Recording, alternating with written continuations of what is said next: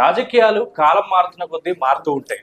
Course రాజకీయ నాయకులు కూడా కాలానికి అనుగుణంగా మారుతూ ఉంటారు. కానీ కాలం మారినా, ఎన్ని దశాబ్దాలు దాటినా, రాజకీయాలు మారుతూ ఉన్నా కూడా నమ్మిన సిద్ధాంతం కోసం అలానే ఉంటూ వస్తుండే నాయకులు కొంతమంది ఉంటారు.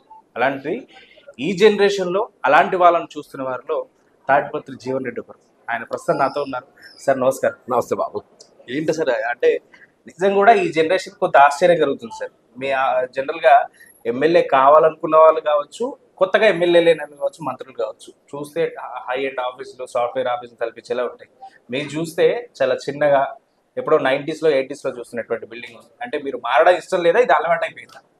ఈ అంటే నా మొదటికెళ్ళి కూడా ఏది ఇచ్చిందో సాధారణమైనటువంటి ఒక జీవితం గడపడం అలవాటు బాబు. నేను ప్రజా జీవితంలోకి ప్రత్యక్షంగా దాదాపు 40 సంవత్సరాలు గడిచిపోతుంది. 4 దశాబ్దాలు గడిచింది. అంటే ఒక విధంగా మాది రాజకీయ నేపథ్యం ఉన్నటువంటి కుటుంబం.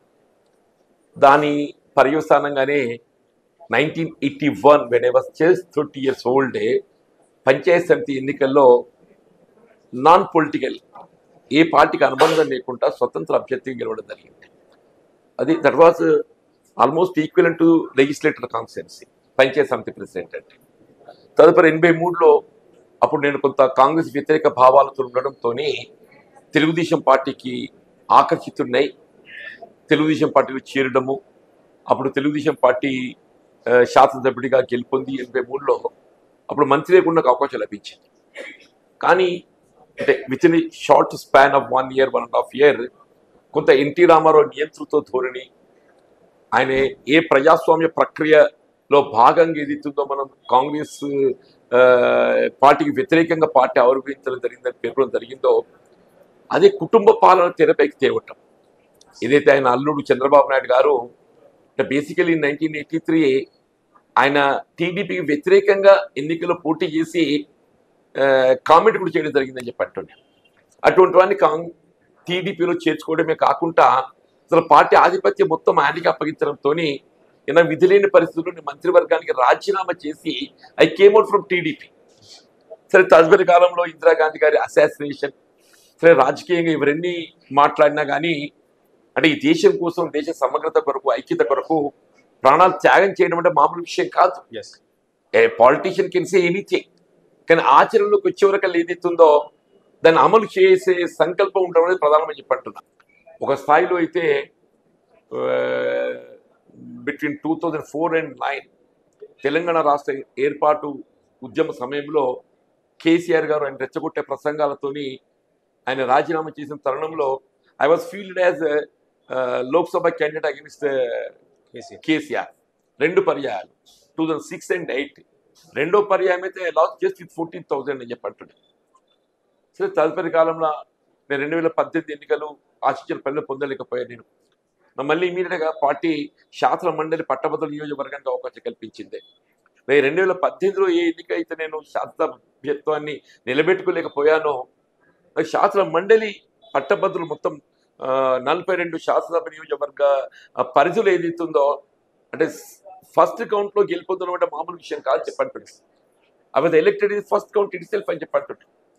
సరే అప్పటి నుండి ఇప్పటివరకు 5 సంవత్సరాల కాలంలో ప్రశ్నించే గొంతుకగా ప్రజా సమస్యల పట్ల ఏదైతుందో, ముఖ్యంగా నిరుద్యోగ యువతే కానీ, రైతాంగం సంబంధించిన సమస్యలే కానీ, ఉద్యోగస్తులు ఉపాధ్యాయుల సమస్యలే కానీ, విద్యార్థుల సమస్యలే కానీ నేను ప్రధానంగా లక్ష్యం చేసుకొని అటు శాసన మండలి వేదిక కానీ, ఇటు ప్రజాక్షేత్రంలో కానీ ఎప్పటికప్పుడు ప్రభుత్వాన్ని నిలదీసే విధంగా, ప్రభుత్వాన్ని ఒక విధంగా అలర్ట్ చేసే విధంగా, వాళ్ళ బాధ్యతలు గుర్తు చేసే విధంగా ఈ 5 సంవత్సరాల కాలం నా బాధ్యత నిర్వర్తించడం జరిగింది. మేడిగడ్డలో పిల్లర్స్ కుంగిపోయాయి. సరే అక్కడ ఇష్యూ ఉంది. ఎంతకాలం పాత ప్రభుత్వాన్ని తిట్టుకుంటూ వెళ్తారు? దాన్ని ఏమైనా రిపేర్ చేసేటువంటి అవకాశం ఉందా? రైతులకు నీళ్ళు ఇచ్చే అవకాశం ఉందా అనే ప్రశ్నలు ఉత్పన్నమవుతున్నాయి. సరే ప్రతిపక్షాలుగా వాళ్ళు తప్పు చేశారు, వాళ్ళపై అలిగేషన్స్ వస్తున్నాయి. కానీ రైతులకి ఏం సమాధానం? రైతులకు జవాబుదారీతనంగా ప్రభుత్వం ఉండాల్సిందే. ఇప్పుడు డెఫినెట్గా ఏదైతుందో మేడిగడ్డ పునర్నిర్మాణం అనేది ప్రధానం. అది రాష్ట్ర ప్రభుత్వం బాధ్యత. దాన్ని ఎవరం కూడా విభేదించేది లేదు, బాధ్యతకి వెళ్ళి తప్పుకునేది లేదు. కానీ నేషనల్ డ్యామ్ సేఫ్టీ అథారిటీ, ఇప్పుడు నేషనల్ డ్యామ్ సేఫ్టీ అథారిటీ ఏదైతుందో ఆ పునర్నిర్మాణం, ఇప్పుడు ఆ 7th and 8th blocks, A 7-8 blocks అయితే కుంగిపోవడం జరిగిందో ఆ 2 బ్లాక్స్ పునర్నిర్మాణం చేస్తే సరిపోతుందా, లేక ఇతర పిల్లర్లు కూడా ఏదైతుందో పిఎస్లు కూడా వాటి ఏ విధంగా బలోపేతం ఇదని వాళ్ళ సూచనల మేరకు ముందు పడుతుంది. నువ్వు జరిగిన పొరపాట్లను వైఫల్యాలను కనుగొనడానికి విజిలెన్స్ ఎంక్వైరీ వేయడం జరిగింది. విజిలెన్స్ కమిటీ రిపోర్ట్ ఇచ్చింది, దానికి అనుగుణంగా చర్య తీసుకోవడం జరుగుతుంది. బట్ ఇవాళ ఈ పునర్నిర్మాణానికి సంబంధించే కానీ మరమ్మతులకు సంబంధించే కానీ స్టేట్ గవర్నమెంట్ ఈజ్ అవైటెడ్. ఇప్పుడు వాళ్ళ నేషనల్ డ్యామ్ సేఫ్టీ అథారిటీ నివేదిక వరకు వేచి చూస్తుంది. Most probably in another couple of weeks I think before end of March will get that report. రావడంతో తక్షణమే ఏదైతుందో ఆ పునర్నిర్మాణమే కానీ లేక మరమ్మతులే కానీ ఏ విధంగా చేయాలి ఏంటి ఆ నేషనల్ డ్యామ్ సేఫ్టీ అథారిటీ చేసే సూచనలకు అనుగుణంగా ముందు పడుతుంది. ఎట్ ది సేమ్ టైం నా సూచన, నా ఆలోచన, ఏ మేడిగడ్డ నుండి ఏదైతే 3 లిఫ్ట్ల ద్వారా నీటిని ఎల్లంపల్లికి తరలించడం జరుగుతుందో, మీరు మేడిగడ్డకి వెళ్ళి అన్నారం వెళ్ళి సుందిల్లకి వెళ్ళి ఎల్లంపల్లికి 3 లిఫ్ట్లు అవసరం పడుతుంది. అది తుమ్మడి ఎటు వద్ద బ్యారేజ్ నిర్మాణం చేస్తే కేవలం ఒకే ఒక లిఫ్ట్తో ఏదైతుందో ఎల్లంపల్లికి నీరు చేరుకుంటుంది. ఇప్పుడు మనకు తుమ్మడి ఎటు వద్ద ఆల్రెడీ వీ గాట్ మహారాష్ట్ర ప్రభుత్వంతో ఒప్పందం కుదిరింది 148 మీటర్స్ లెవెల్లో. ఎల్లంపల్లి కూడా 148 మీటర్ లెవెల్లో. అంటే అక్కడికి వెళ్ళి ఇక్కడికి గ్రౌండ్ ద్వారా వాటర్ వచ్చే వరకు అలా ఏదైతుందో it will go down about 5 to 10 metres. ఆ 5 to 10 మీటర్ వాటర్ ఏదైతుందో మనం ఎత్తిపోయాల్సి వస్తుంది. కృష్ణా జలాల విషయం ఏంటి సార్? నిజంగా కేఆర్ఎంబికి పూర్తిగా అప్పగించారా దాని నిర్వహణ కావచ్చు, దాని బాధ్యత కావచ్చు? అలాగే పాలమూరుకు సంబంధించినటువంటి ప్రాజెక్ట్ విషయం ఏంటి? కాంగ్రెస్ ప్రభుత్వం దాన్ని ఏమైనా ముందుకు తీసుకెళ్లే అవకాశం ఉంటుందా? నిజంగా ఇప్పుడు కేసీఆర్ యొక్క ఆలోచన విధానం చూస్తే నాకు ఆశ్చర్యం కలుగుతుంది. బేసిక్గా తెలంగాణ రాష్ట్ర ఏర్పాటు ఉద్యమమే నిధులు, నీళ్లు, నియామకాలు. నిధులకు సంబంధించి ఏదైతే ఉందో రాష్ట్రం ఏర్పడ్డ నాడు 60,000 కోట్ల అప్పుల భారంతో ఏర్పడితే today it has gone down to 6 to 7 lakh crore. 10 అంతలు పెరిగిపోయింది. నెంబర్ 1. ఈ ఉద్యోగాల కల్పనకు సంబంధించి మనం గమనిస్తున్నాం. మనం వీళ్ళ రాష్ట్ర విభజనతోని మన రాష్ట్రానికి ఏవైతే ఉద్యోగాలు కేటాయింపు చేయడం జరిగిందో అవి కూడా భర్తీ చేయలేకపోయింది. వీళ్ళ బిస్వాల్ కమిటీ నివేదికకు అనుగుణంగా ఏదైతుందో 193,000 ఉద్యోగాలు శాంక్షన్డ్ పోస్ట్ ఖాళీలు ఉన్నాయని చెప్పిన నివేదిక మనకు 22 మార్చిలో వచ్చింది. ఇప్పుడు రాష్ట్రం కాంగ్రెస్ ఏర్పడంతోనే with in a short period of this 2-3 months దాదాపు 30,000 ఉద్యోగాలు భర్తీ చేశారు. అంటే ఈ నియామక ప్రక్రియ గత ప్రభుత్వం చేపట్టినప్పటికీ గత ప్రభుత్వ నియామానికి సంబంధించి చొరవ చూపట్టిన వివిధ కారణాలతో ఏదైతుందో ఈ నియామక ప్రక్రియ పూర్తి చేయలేకపోయింది.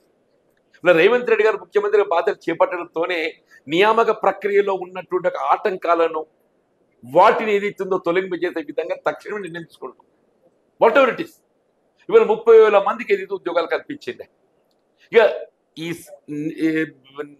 నీళ్లకు సంబంధించి ఇలా గోదావరి నదీ జలాలకు సంబంధించి ఇప్పుడే మనం చర్చించడమే.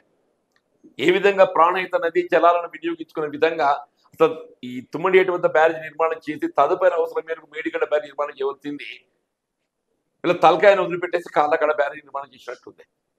ఇలా కృష్ణ నదీ జలాలకు సంబంధించి కూడా ఏదైతుందో బేసిక్ ఏదైతుందో ఈ రాయలసీమ లిఫ్ట్ ఇరిగేషన్ ప్రాజెక్ట్ అనేది మనకు ఉరితాడు.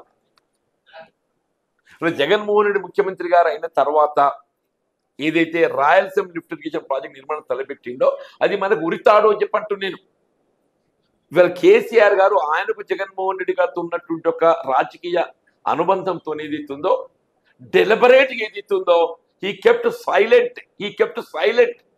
రాయలసీమ లిఫ్ట్ ఇరిగేషన్ ప్రాజెక్ట్ నిర్మాణ ప్రక్రియ టెండర్ ఆమోదం నిర్మాణ ప్రక్రియ చేపట్టి కొనసాగుతుంటే ఏదైతుందో డెలిబరేట్లీ కెప్ట్ సైలెంట్.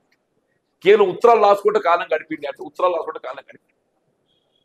ఇవాళ అది ఏదైతుందో రేపు అసలు మన భవిష్యత్తు ఏమిటో కూడా చెప్పలేమని చెప్పంటూ నేను ఇలా కేఆర్ఎంబికి అప్పగించడం సమర్థిస్తారా, మీరు అప్పగించిందా అది అనేది చూడాలి చెప్పంటున్నాను. ఇప్పుడు కేఆర్ఎంబికి అప్పగించడం జరిగిందని ఎవరు కూడా చెప్పడం లేదు. బట్ మన బేసిక్గా ఇవాళ రాష్ట్ర విభజన ప్రక్రియలోనే ఏదైతుందో ఈ రివర్ మేనేజ్మెంట్ బోర్డు అనేది కేంద్ర ప్రభుత్వ పరిధిలో ఉన్నట్టయితేనే ఈ 2 ప్రభుత్వాలు అదుపు చేయగలుగుతుంది.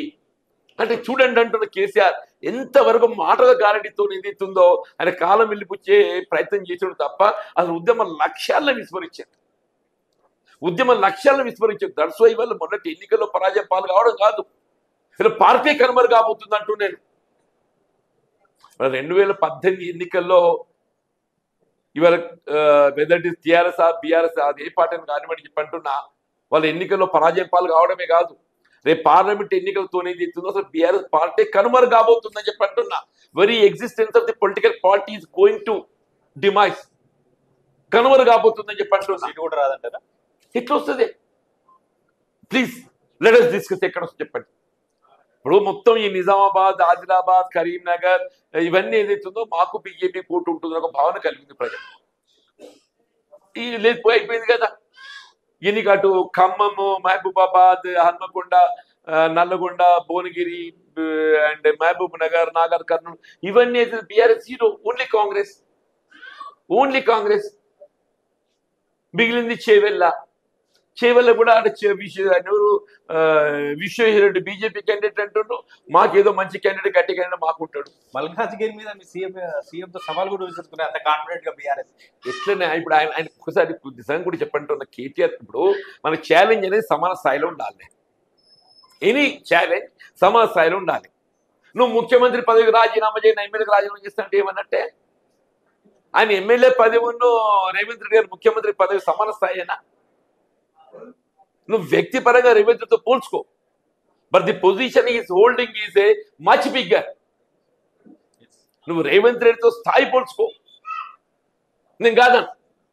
కానీ వాళ్ళు ఆయన హోల్డ్ చేస్తున్న position chief minister of state. నువ్వు హోల్డ్ చేస్తున్న పొజిషన్ ఏంటి? Not even opposition leader, not even opposition just MLA. నువ్వు ఎవరితో పోల్చుకోవాలి? మా ఆది శ్రీనివాసులు పోల్చుకోవాలి. ఎవరితో? మా ఆది శ్రీనివాసులు పోల్చుకోవాలి. గత పార్లమెంట్ ఎన్నికల్లో మీరు బీజేపీకి సపోర్ట్ చేశారని, ఇప్పుడు నేరుగా మీరే పోటీ చేస్తున్నారు కాబట్టి ఇటు బీజేపీకి అటు బీఆర్ఎస్ కి కొరకరాని కొయ్యగా జీవన్ రెడ్డి అంకుల్ మారిపోయారని అంటున్నారు. నిజమే ఇక్కడ బాబు, ఏ ఎన్నిక కానీ ఒక ఎన్నికకు ఇంకొక ఎన్నిక పోలిక ఉండదు. ఇప్పుడు 2018లో ఏదైతున్నదో ఈ 7 నియోజకవర్గాలు టీఆర్ఎస్ పార్టీ గెలుచుకున్నది.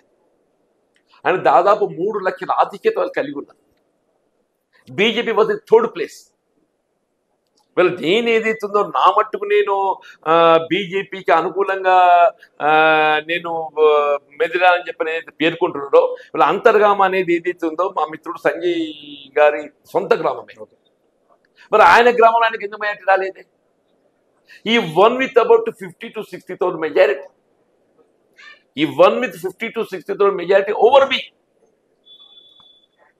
బీజేపీ పైన అయితే ఇంకా అంతగా 70 లక్ష ఓట్ల మెజారిటీ ఉంటుంది. ఆయన బీజేపీ పైన 1,00,000 ఓట్ల మెజారిటీ ఉంటుంది ఆయనకి. ఎక్కడ పోయినాయి మరి? ఒక ఎన్నిక మనం పూడ్చుకోలేమని చెప్పంటూ నేను. ప్రజల్లో ఏమొచ్చింది? కవిత అరగెన్సీతో ఆయన ముఖ్యమంత్రి గారి తనయ్యగా ఏదైతుందో అసలు షీ యూస్ టు ఇవన్నీ కలవకపోతుండే, కలిసే అవకాశం ఉండబోతుండే. మొత్తం ఈ రో పార్టీలు ఎక్కడ పోయినా ఆమె ఓటమికి ఆమెనే కారణం, వేరెవరు కాదు.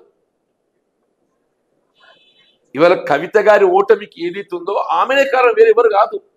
ఆ రో పార్టీ ఏదైతుందో అసలు ఆమెను కలిసేటువంటి ఒక అవకాశం ఎవరికి మీరు ఎక్కడన్నా చూసుకోండి చెప్పంటున్నా.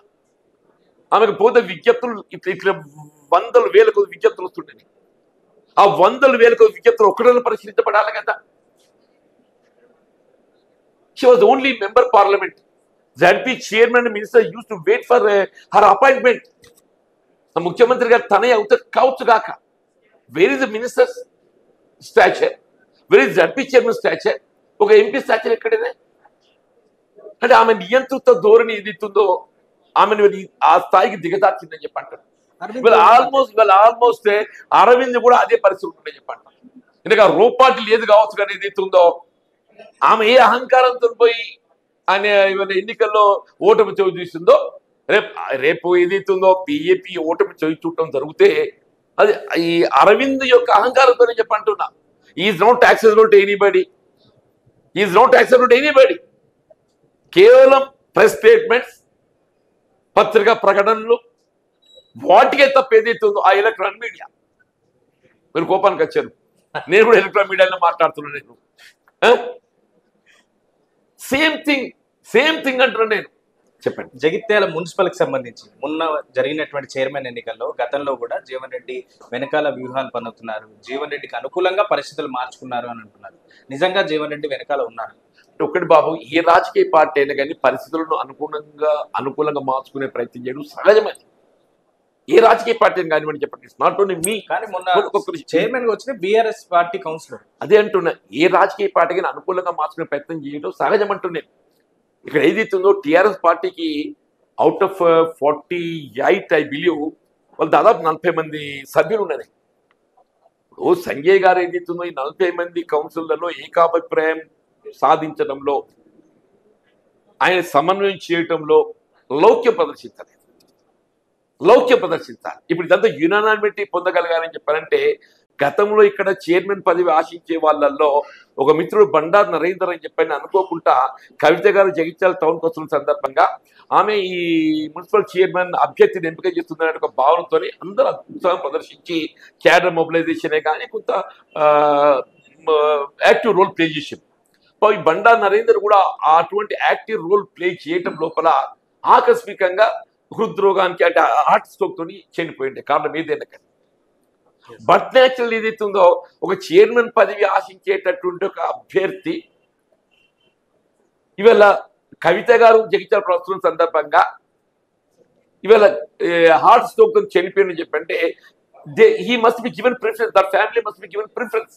ఇప్పుడు అదే బండారు నరేందర్ సతీమణి వైఫ్ ఎవరైతే Bandaru Rajani is one of the aspirant for the chairman పోస్టే ఇప్పుడు ఆమె లివింగ్, ఆమె భర్త చనిపోయాడు, నరేందర్ చనిపోయాడు, ఆమె the original member is living. Chairman post ఆశించేటువంటి అభ్యర్థి లివింగ్. ఆమెను అభ్యర్థి సూచించినట్టే ఇవన్నీ పరిష్కారం అయిపోతుండే. ఇప్పుడు ఎవరు చైర్మన్ ఏముండే దానిలో అధికారులను సమన్వయం చేసి వారితో చేయడం. ఆయన ఎమ్మెల్యే సంజయ్ గారు, ఆయన ఎమ్మెల్యే లేకుండా వేరుంటుండే, ఆయన ఎమ్మెల్యే ఉన్నారు కాబట్టి ఏదైతుందో చైర్మన్ అభ్యర్థి ఎవరున్నా కానీ ఆయన సలహాలు సూచనలతో కొంత మనకి పట్టణంలో చేసే కార్యక్రమాలు చేయించడానికి అవకాశం ఉంటుంది. ఆయన ఏం చేసిండు, ఈ బండారు రజని ఇగ్నోర్ చేసేసి పెట్టుబడిదారులను కొమ్ము కాసే ప్రయత్నం చేసిండు.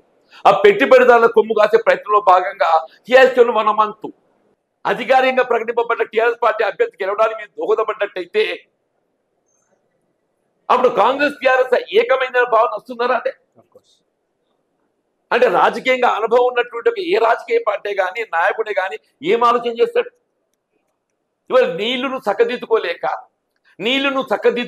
నీళ్లను కాపాడుకోలేక ప్రతిపక్షాలపై ఆరోపణ చేసి అంటే ఇవాళ టీఆర్ఎస్ పార్టీని కూడా ఐక్యంగా ఉంచడము గెలుపొందేలాగా చూడటము నా బాధ్యత నానే.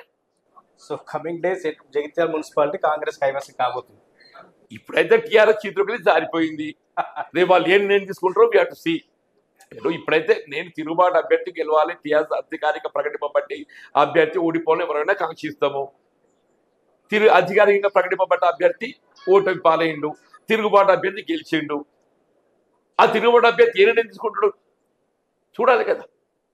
న్యాచురల్గా ఏదైతుందో మా సహకారంతో గెలిచిండు కాబట్టి ఎన్నికలు మాకు సహకరిస్తుందని భావిస్తాం. మా సహకారం పొందిండు కాబట్టి ఆయన సహకారం మాకు లభిస్తుందని చెప్పి ఆశిస్తాం. జీవన్ రెడ్డి జగిత్యాల గెలుచుంటే మంత్రి అయ్యేవారు. ఇప్పుడు ఎంపీగా పోటీ చేయడం వల్ల ఎమ్మెల్సీతోనో మంత్రి అవుతారనుకుంటే, లేదంటే వేరే ఏదో పదవితో జగిత్యాలకు సేవ చేస్తున్నారు, ఎంపీగా వెళ్ళడం వల్ల జగిత్యాల ఏమైనా నష్టపోయే అవకాశం లేదంట? ఇప్పుడు ఒకటి, ప్రజాసేవకు పదవి అనేది ప్రధానం కాదు. పదవులు అందరికి రావు. ఎమ్మెల్యే కూడా అందరు కాలేరు, మంత్రులు అందరు కాలేరు. సేవ చేయాలనే సంకల్పం ప్రధానమని చెప్పండి. ఇవాళ నేను దాదాపు 3 మాసాలు గడుస్తుంది కాంగ్రెస్ ప్రభుత్వం ఏర్పడి. ఈ 3 మాసాల కాలంలో యూఆర్ సీయింగ్ ది టర్న్అవుట్ చూస్తున్నా కదా. ఎందుకు? ఆ విజ్ఞత నాలో ఉన్నది, పని చేయాలనే సంకల్పం నాలో ఉన్నది. చిన్న ఎగ్జాంపుల్ చెప్తాను నేను. ఇదే మున్సిపల్ ఎన్నిక గురించి మీరు మాట్లాడింది కదా, ఇలా చట్టంలో ఉన్నట్టు చిన్న లొసుకుతో ఏదైతుందో ఇలా బలహీన వర్గాలకు లభించాల్సినటువంటి ఒక స్థానం ఇక్కడ మున్సిపాలిటీలో చైర్మన్ అభ్యర్థిత్వమే కానీ మహిళలకు అట్లాగే బలహీన వర్గాలకు, జగిత్యాల రూరల్ మండలంలో బలహీన వర్గాలకు కల్పించవలసినటువంటి ఒక అవకాశం 3 సంవత్సరాలుగా deliberately Sanjay then MLA present MLA kept silent and avoided. బలహీన వర్గాలు లభించాల్సిన హక్కులు అనేది ఇస్తుందో వాళ్ళకు కల్పించకుండా ఆయన ప్రయత్నం చేయలేదే. ఇలా రేవంత్ రెడ్డి గారికి ఏదైతుందో నాకు సాన్నిధ్యం ఏ మేరకు ఉందో కానీ సంజయ్ గారికి అటు దయాకర్రావు గారు పంచాయతీరాజ్ శాఖ మంత్రి, ఇటు కేటీఆర్ గారు మున్సిపల్ శాఖ మంత్రి, ముఖ్యమంత్రి కేసీఆర్ గారితో నాకు సాన్నిధ్యం ఉన్నది మాత్రం అనిపిస్తుంటాడు కదా. ఆయన ఏ సూచన చేసినా కానీ కేటీఆర్ గారు దానికి అనుగుణంగా చట్టంలో తగిన మార్పులు చేసే అవకాశం ఉంటుండే కదా. ఆయన ఏ సూచన చేసినా కానీ ఇటు దయాకర్రావు గారే కానీ అవసరం ముఖ్యమంత్రి గారే కానీ ఆ చట్టాన్ని రూల్ను మార్పు చేసే అవకాశం ఉంటుండే కదా. అంటే 3 years డెలిబరేట్లీ కెప్ట్ సైలెంట్. బలహీన వర్గాల హక్కులు కాలరాయబడుతుంటే ఏదైతుందో, బలహీన వర్గాలతో పాటుగా మహిళలకు లభించాల్సిన హక్కుల పరిరక్షణ కొరకు ఏదైతుందో ఈ did not made any attempt. నేను ఇవాళ ఎమ్మెల్యే గెలవకుండా ఏదైతుందో నాకున్న బాధ్యత ఇటు మహిళలే కానీ బలహీన వర్గాలే కానీ మరి రాజ్యాంగం కల్పించిన హక్కు అంటున్నది. భారత రాజ్యాంగం కల్పించిన హక్కు. Next time they may not get the chance. ఏ మహిళలకు రిజర్వ్ చేయబడ్డట్టుగా బలహీన వర్గాల స్థానం చేయడం ఉన్నదో next time it may not. అది ఎవరికి అవుతుందో తెలియదు. అట్లా ఏదైతుందో జగిత్యాల రూరల్ మండలం రేపు ఎవరికైతే తెలియదు. ఇలా సంజయ్ గారు చేసినటువంటి ఒక డెలిబరేట్ ఆయన ఇగ్నోరెన్స్ అనండి, ఆయన సైలెంట్ అనండి, వాళ్ళకు ఏదైతే హక్కులు కోల్పోయినరో నేను హక్కులను నిలబెట్టినా చెప్పండి. ఏదైనా సంకల్పం కావాలి, పని చేయాల్సింది. మళ్ళీ మంత్రి కాలేకపోవచ్చు కాక అందరూ మంత్రులు కాలేరు అని చెప్పండి. విజయభాస్కర్ రెడ్డి మంత్రి వర్గంలో మంత్రి కావాలని చూసిందా నేను, కాలేకపోయినా. బట్ 1994లో ఏదైతుందో నేను చేయని పని లేదు అని చెప్పి అంటున్నాను. ఓకే 49 మధ్యకాలంలో రాజశేఖర గారు మంత్రి అయింది, నేను చేయని పని లేదు అని చెప్పి అంటున్నాను. ఇవాళ కూడా చెప్పంటున్నాను, నాకు ఏ పదవి అనేది ప్రధానం కాదు. జగిత్యాల నియోజకవర్గంతో పాటుగా జగిత్యాల జిల్లా కానివ్వండి, తెలంగాణ రాష్ట్రం కానివ్వండి కానీ చెప్పంటున్నాను. ఇవాళ హైదరాబాద్ జేబిఎస్ నుండి ఏదైతుందో షామీర్పేట వరకు హై లెవెల్ కారిడార్ కు మన డిఫెన్స్ తోని అనుమతి పొందిండు రేవంత్ రెడ్డి గారు. యాక్చువల్లీ ఈ ప్రాజెక్ట్ నేను అప్పుడు ఏదైతే రాజీవ్ రహదారి నిర్మాణ సమయం లోపల అది నిర్మాణం చేయగలిగినట్టయితే ఈ ట్రాఫిక్ ఒత్తిడి తగ్గుతున్న ఆలోచన చేశారు. అది ఇవాళ మెటీరియలైజ్ అయిందని చెప్పండి. రేపు పార్లమెంట్ గా నాకు అవకాశం వస్తుందా, మనకి ఏలో కలుగుతానా లేదా ప్రజలు నిర్ణయిస్తారు. ఎవరమైనా గెలుస్తామో గెలవాలనే భావనతోనే మనం ముందుకు పోతాం. నేను కూడా ఒకవేళ అవకాశం లభిస్తే, పార్లమెంట్ అభ్యర్థిగా పోటీ చేసే అవకాశం లభిస్తే గెలవాలనే భావనతోనే ముందుకు పోతాను. All depends upon the people's verdict. నిజంగానే గెలవగలిగినట్టయితే నేను రేపు ఇండియా కూటమి లోపల నాకు ఇంకా ఇంతకంటే పెద్ద అవకాశాలు లభించవచ్చు. ఇండియా కూటమి అధికారానికి వస్తే రాణి పక్షంలో ప్రతిపక్ష పాత్ర పోషించడం లోపల కూడా నాకు ప్రధాన అవకాశం లభించవచ్చు. Anything I make it. ప్రజల్లో ఏదైతుందో ప్రజాసేవ కావాల్సినటువంటి ఒక అవకాశాలను వినియోగించుకోవడం ప్రధానమని చెప్పంటాం. దట్ ఆ లౌక్యం నా దగ్గర ఉంది. ఫైనల్ క్వశ్చన్ సార్, మీ జిల్లాలో ఉన్నటువంటి కొండగట్టు పుణ్యక్షేత్రం, ఇది చాలా మంది అడగమన్నారు క్వశ్చన్. సో మీరు గవర్నమెంట్లో ఉన్నారు కాబట్టి అడుగుతున్నాను. కొండగట్టు అభివృద్ధి కోసం చాలా ఏళ్ళుగా అందరూ ఎదురు చూస్తున్నారు. చివరి గవర్నమెంట్ కేసీఆర్ వచ్చి 100 కోట్లు ప్రకటించారు. ఆ తర్వాత ఇక జీవో రిలీజ్ చేశారు. ఆ తర్వాత 500 కోట్లు ఎక్స్ట్రా ఇంకా ఇస్తారన్నారు. ప్రభుత్వం మారిపోయింది. ప్రస్తుతం పరిస్థితి ఏంటి? కొండగట్టుకు ఆ నిధులు వస్తాయా? 100 కోట్లు? ఆ 100 కోట్లు కాదు, అంతకు మించి వస్తాయని చెప్పంటున్నాను నేను. కొండగట్టుకు ప్రత్యేక గుర్తింపు వచ్చే విధంగా జేఎన్టీయు కళాశాల, సాంకేతిక కళాశాల రాష్ట్ర స్థాయిలో అక్కడ ఏర్పాటు చేశాను నేను. 100 కోట్లు అనేది పెద్ద సమస్య కాదంటూ నేను అప్పుడు కోనేరు నిర్మాణానికి వచ్చి రాజశేఖర్ గారు ముఖ్యమంత్రి ఉండగా అప్పుడు ఈ కొండగట్టు ఈ ప్రాంతం అంతా జగిత్యాల నియోజకవర్గంలో అంతర్భాగం ఉండేది. అప్పుడు కొండగట్టు పుణ్యక్షేత్రానికి ఏదైతే ప్రాధాన్యత కల్పింపజేయబడే విధంగా రాజశేఖర్ గారితో మాస్టర్ ప్లాన్ రూపొందించబడే విధంగా కార్యక్రమం రూపొందింపజేసి కోనేరు నిర్మాణానికి కింద సంతోల లుద్ది అని ఒకటి ఏదైతుందో నేనే సేకరింపజేస్తా. వరద కాలంలో నీటిని తరలింపు చేసి ఇదే సంతోల లుద్దికి తీసుకొస్తున్నారు. Reservoir, balancing reservoir. ఆ రిజర్వాయర్కి వెళ్ళి పైకి ఎగువకు తరలిస్తారని చెప్పి ఇది నా ఆలోచన విధానం అని చెప్పి అంటున్నా. వీళ్ళ కొండగట్టు అనేది ఏదైతుందో వీళ్ళ యాదగిరి గుట్ట, ఇది యాదాద్రి కాదు. మన ఆంధ్రలో పేరు పెట్టాడు కేసీఆర్. పొద్దున్న లేచి ఆంధ్రలో తిండి బతకాలని చూస్తాడో, ఇప్పుడు మీరు సొరకాయ ఆంగకాయకి ఎట్లా వ్యత్యాసం ఉంటుందో యాదాద్రి గుట్టకు ఎట్లా వ్యత్యాసం ఉంటుంది. అది యాదాద్రి గుట్ట, యాదాద్రి గుట్ట. ఇది కొండగట్టు. ఈ కొండగట్టు ఏదైతుందో యాదగిరి గుట్టకు నేను సమాంతరంగా దీన్ని అభివృద్ధి చేసే విధంగా. అట్లా వేములవాడ రాజరాజేశ్వర స్వామి ఉన్నాడు మా ప్రాంతంలో, మాకు ఇక్కడ దుబ్బరాజన స్వామి ఉన్నాడు, ధర్మపురి లక్ష్మణస్వామి స్వామి ఉన్నాడు, అక్కడ కాళేశ్వరం ఉన్నది. ఇవన్నీ అభివృద్ధి చేసే అవకాశం టూరిస్ట్ ప్లేసెస్ అవుతాయి ఇవన్నీ. ఈ ప్రాజెక్టులని లింక్ చేసే టూరిస్ట్ ప్రాజెక్టులు అవుతాయని చెప్పి అంటున్నా. ఈ అభివృద్ధి కొరకు ఏదైతే తప్పకుండా నేను ప్రాధాన్యతతోని ప్రభుత్వ దృష్టి తీసుకుపోవడం కానీ ఇవన్నీ నిర్మాణము చేయబడే విధంగా రోజు పెట్టాలి. Right sir, all the best. Thank you very much. So ఇది ఈ వారం స్పెషల్ ఇంటర్వ్యూ. వచ్చే వారం మరో గెస్ట్ మళ్ళీ కలుద్దాం.